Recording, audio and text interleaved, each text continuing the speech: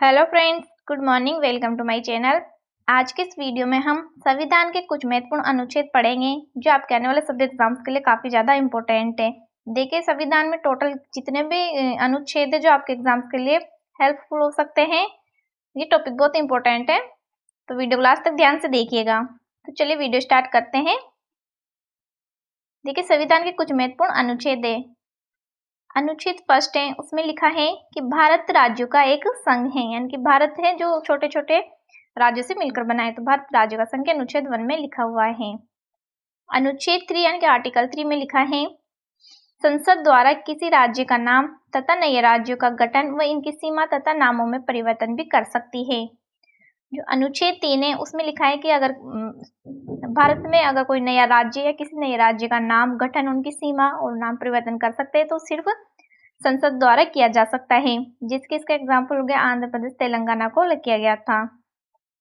अनुच्छेद 5 में लिखा है नागरिकता, यानी कि सभी को अपनी नागरिकता का अधिकार है। आर्टिकल 15 इसमें लिखा है धर्म, मूलवंश, जाति, लिंग या जन्म स्थान के आधार पर भेदभाव का निषेध है। यानी कि अनुच्छेद जो 15 इसमें धर्म, जाति, लिंग इनके आधार पर किसी को भेदभाव का अधिकार नहीं है, यानी कि सब एक समान है। अनुच्छेद 17 में लिखा है अस्पृश्यता का अंत। अनुच्छेद 18 इसमें लिखा है उपाधियों का अंत। जो अनुच्छेद 18 है जिसमें उपाधियों का अंत लिखा हुआ है, यानी कि जो पहले जब हमारा देश आज़ाद नहीं हुआ था तब अंग्रेजों के द्वारा बहुत से राजाओं को उपाधियां दी गई थी। तो जब देश आज़ाद हुआ तो उसके बाद सभी ने उपाधियों का अंत कर दिया कि जो ब्रिटिश सरकार के द्वारा जितनी भी उपाधियां दी गई है उन सबका अंत हो जाना चाहिए। इसके बाद है अनुच्छेद 19 जिसमें बोलने की स्वतंत्रता है, यानी कि सभी को अपना विचार रखने की या धारणा रखने की स्वतंत्रता है। अनुच्छेद 21 में ले प्राण और देह स्वतंत्रता का संरक्षण। इसके बाद है अनुच्छेद 21 का, ये बाद में जोड़ा गया था, जिसमें लिखा है प्रारंभिक शिक्षा का अधिकार, यानी कि सभी को शिक्षा का अधिकार है, यानी कि सभी को शिक्षा पूर्ण रूप से मिल सके। ये अनुच्छेद 21 का में लिखा है, इम्पोर्टेंट भी है। इसके बाद है आर्टिकल 23 मानव के दुर्व्यवहार और मानव तस्करी और बलात्कार, यानी कि जो मानव की तस्करी होती थी, जैसे किसी बच्चे को ले गए उठा के, छोटे बच्चे को दूसरे विदेशों में काम के लिए भेज देते थे, तो इन सबको तस्करी को रोकने के लिए अनुच्छेद 23 में लिखा गया है। इसके बाद है अनुच्छेद 24, यानी कि 6 से 14 वर्ष के बच्चों को कारखानों में कार्य करने पर रोक। जो 6 से और 14 साल के जो बच्चे होते हैं, यानी कि जो नाबालिग बच्चे होते हैं, उनसे कारखानों में काम बहुत से करवाते हैं। छोटे छोटे बच्चे जो गरीब होते हैं उनसे काम करवा रख लेते हैं। तो इसको रोकने के लिए, बच्चों को रोकने के लिए लिखा गया है कि 6 से 14 वर्ष के बच्चों से कोई काम नहीं करवाया जाए, उनको पूर्ण शिक्षा मिलनी चाहिए। इसके लिए अनुच्छेद 24 में लिखा गया है। नेक्स्ट है अनुच्छेद 26 जिसमें है धार्मिक कार्यों के प्रबंध की स्वतंत्रता, यानी कि जो धार्मिक कार्य होते हैं, जैसे बड़े बड़े गुरु जो होते हैं ये बड़े बड़े पांडाल लगाते हैं, जैसे अभी चर्चा में बागेश्वर धाम, पंडोर धाम, ये अपने पांडाल लगाते हैं, तो इनको धार्मिक कार्य करने की स्वतंत्रता है। ये अनुच्छेद 26 में लिखा गया है। इसके बाद है अनुच्छेद 29 जिसमें लिखा गया अल्पसंख्यक वर्गों के हितों का संरक्षण। अनुच्छेद 32 है जिसमें लिखा गया संवैधानिक उपचारों का अधिकार।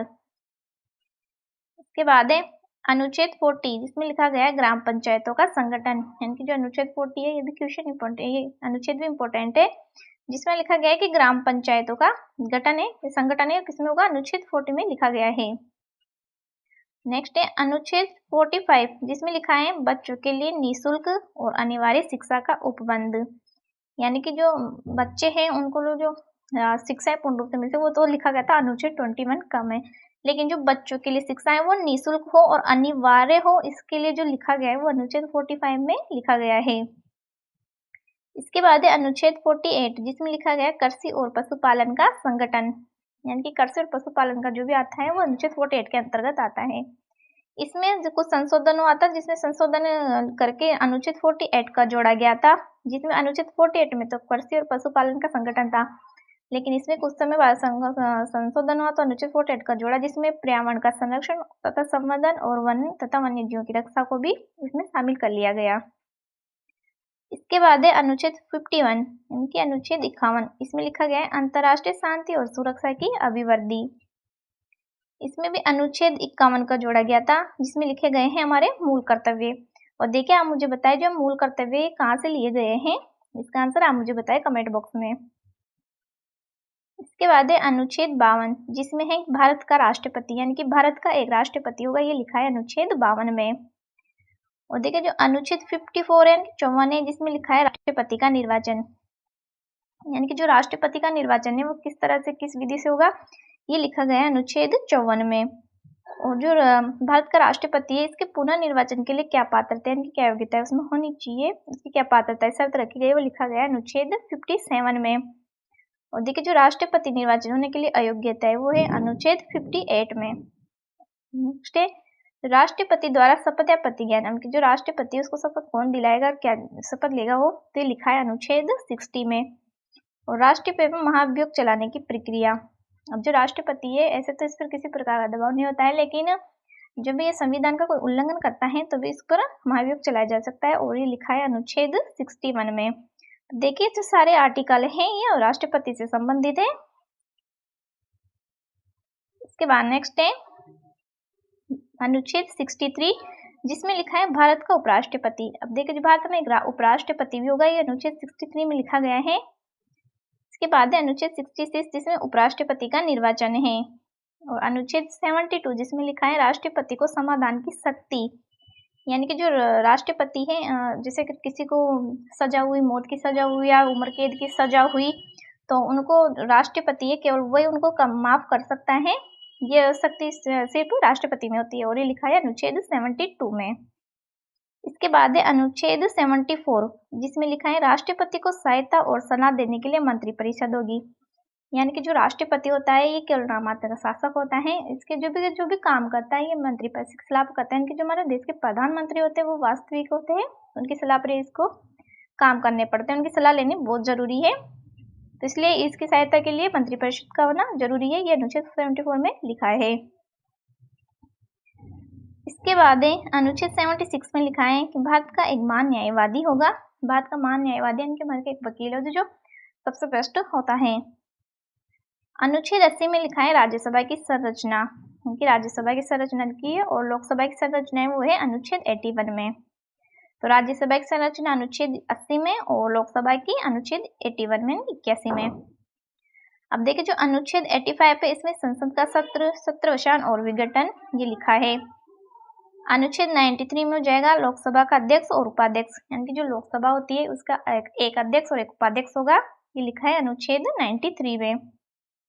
अनुच्छेद 98 में लिखा है संसद का सचिवालय। इसके बाद है अनुच्छेद 106, जिसमें लिखा है संसद सदस्यों के वेतन और भत्ते, यानी कि जो संसद के सदस्य उनकी वेतन और उनके भत्ते क्या होते हैं, ये अनुच्छेद 106 में लिखे हुए हैं। अनुच्छेद 108 में है कुछ दशाओं में संसद के दोनों सदनों की जो संयुक्त बैठक है वो अनुच्छेद 108 में लिखी हुई है। अनुच्छेद 110, जिसमें लिखा है धन विधेयक की परिभाषा। अनुच्छेद 117 हो गया, जिसमें लिखा है वित्त विधेयकों के बारे में विशेष उपबंध है। अनुच्छेद 124 है, जिसमें लिखा है उच्चतम न्यायालय की स्थापना और गठन, यानी कि भारत में एक उच्च न्यायालय होगा, उसकी स्थापना और उसका गठन करना जरूरी है, ये लिखा है अनुच्छेद 124 में। इसके बाद नेक्स्ट है उच्चतम न्यायालय के जो न्यायाधीश गठन होगा उसमें जो न्यायाधीश है उनके वेतन भत्ते आदि है, ये लिखे अनुच्छेद 125 में। अनुच्छेद 129 में लिखा है कि उच्चतम न्यायालय की अभिलेख न्यायालय होना।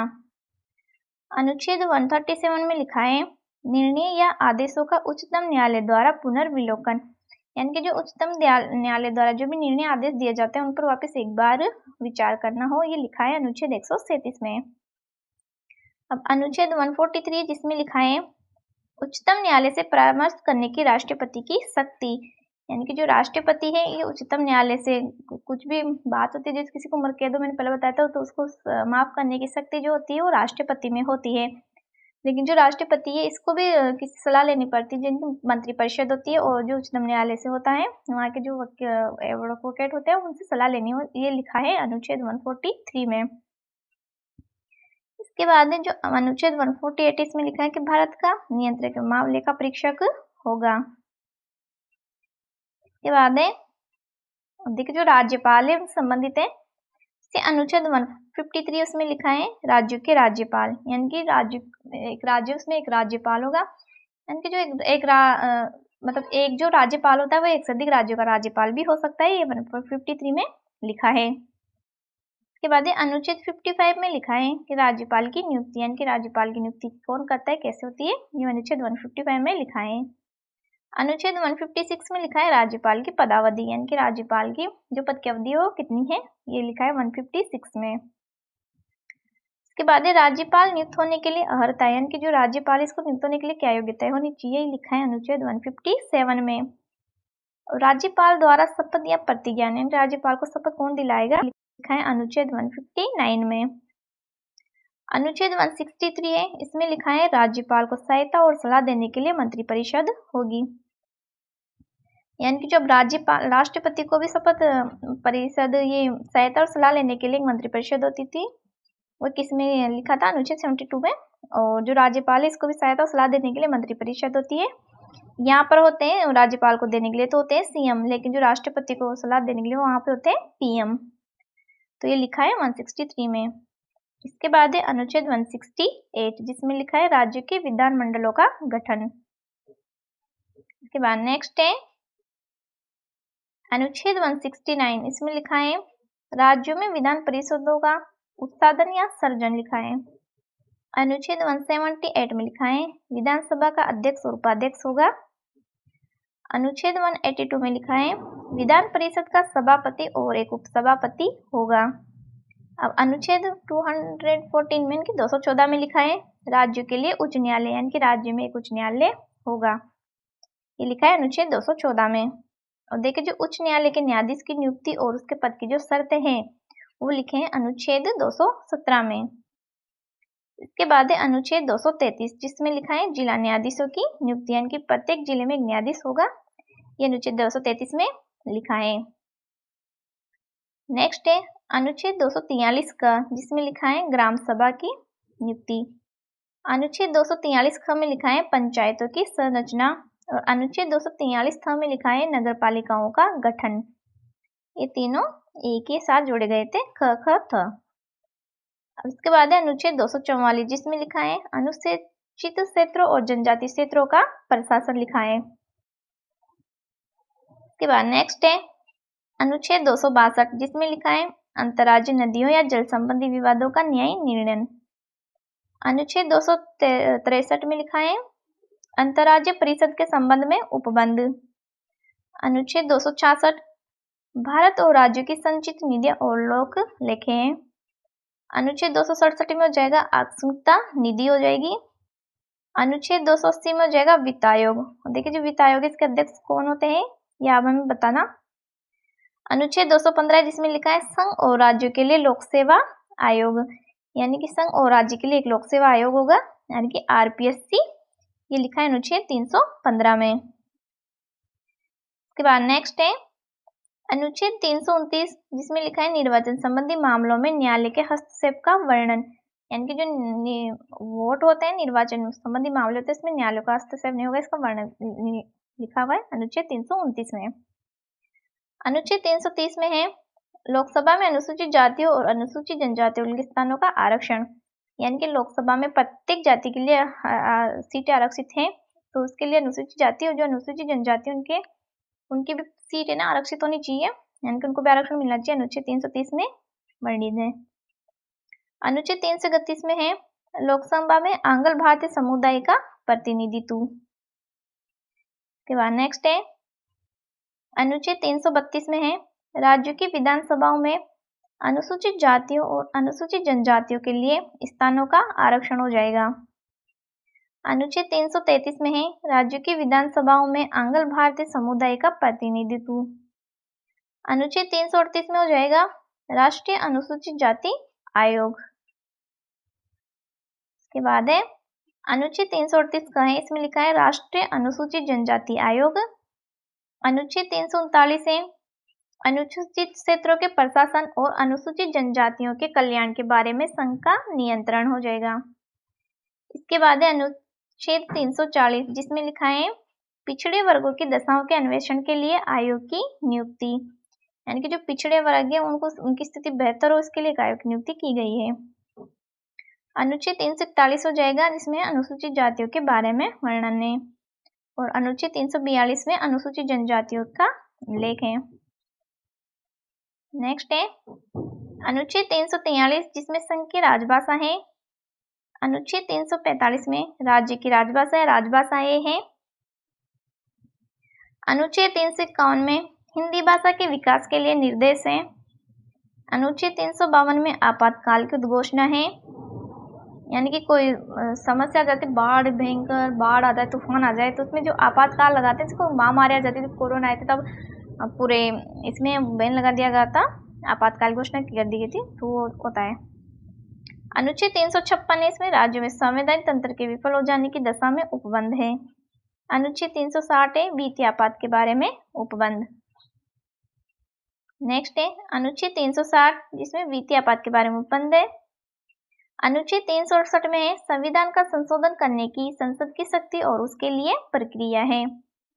अनुच्छेद 392 हो जाएगा कठिनाइयों को दूर करने की राष्ट्रपति की शक्ति। क्वेश्चन है जिसका आंसर आपको नीचे कमेंट में बताना है। संविधान के किस अनुच्छेद में यह अंकित है कि इंडिया अर्थात भारत राज्यों का एक संघ होगा?